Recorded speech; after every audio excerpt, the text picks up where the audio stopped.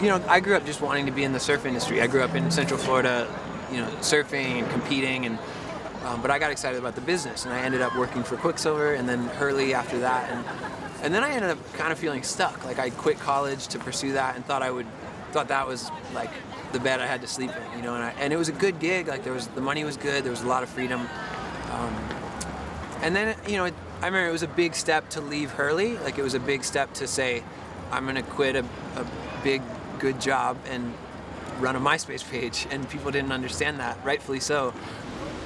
I don't show up pretending to have all the answers, but I think we get to say, hey, it's okay to talk about this stuff. Like, people need other people, and everyone has a story, and every story matters, and so it's exciting.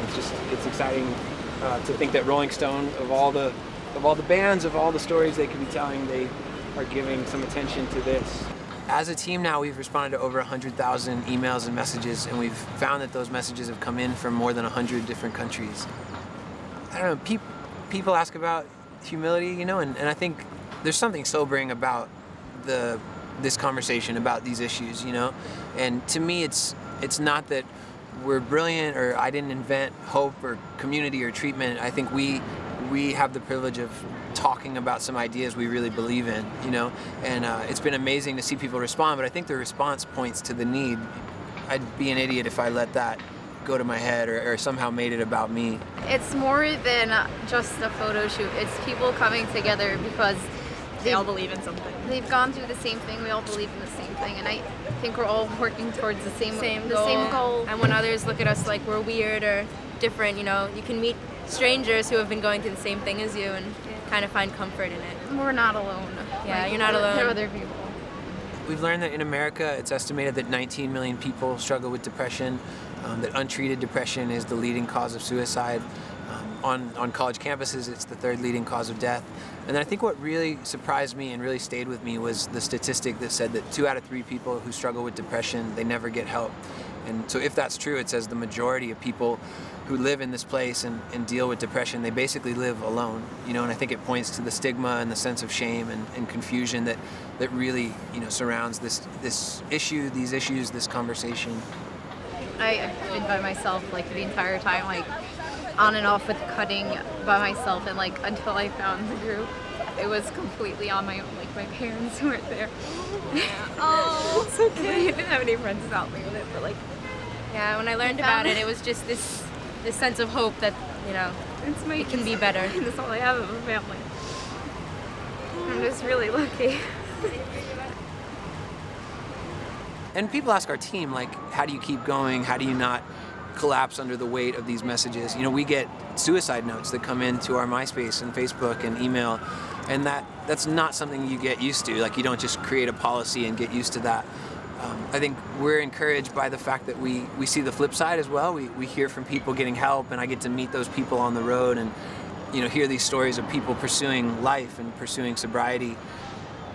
I heard a story of a girl who walked into a park, so a local park wherever she lived, and she ran into a friend who had this T-shirt on, To I Love Our Arms T-shirt, and they ended up talking, and she asked her friend about it. She'd never heard of it. Her friend explained, and basically then it came out that the first girl had been planning to take her life that day, and so as a result of this conversation sparked by a T-shirt, like, she chose to stay alive, and then I think after that chose to get the help that she needed, and I don't know. So to me, that's an encouraging one. Try Love in Our Arms is more than just a shirt or, you know, a bag or whatever. It's a community of people that are all dealing with the same thing, or are all working towards the same goal of overcoming depression or cutting or self-inflicted anything, burning, and, you know, meeting people that go through the same thing as you. It's really helpful. It just gives you so much hope.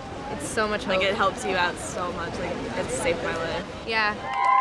I think the guys in the front heard me, but you guys are definitely the biggest group I photographed and the most cooperative.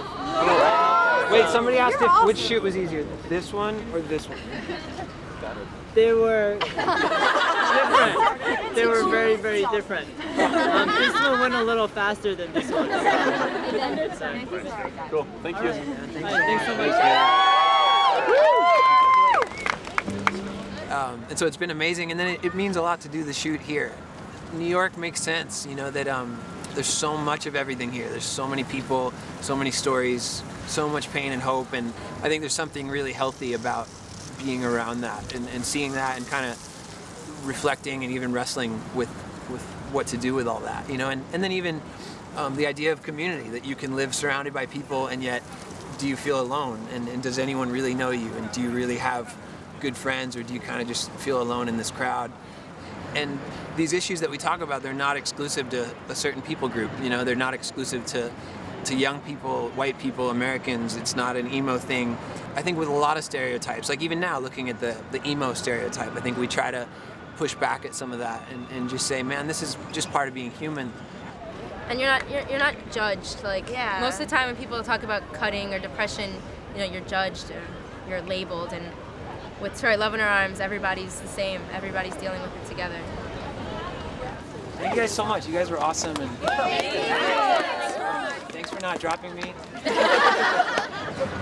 And honestly, it's been simple.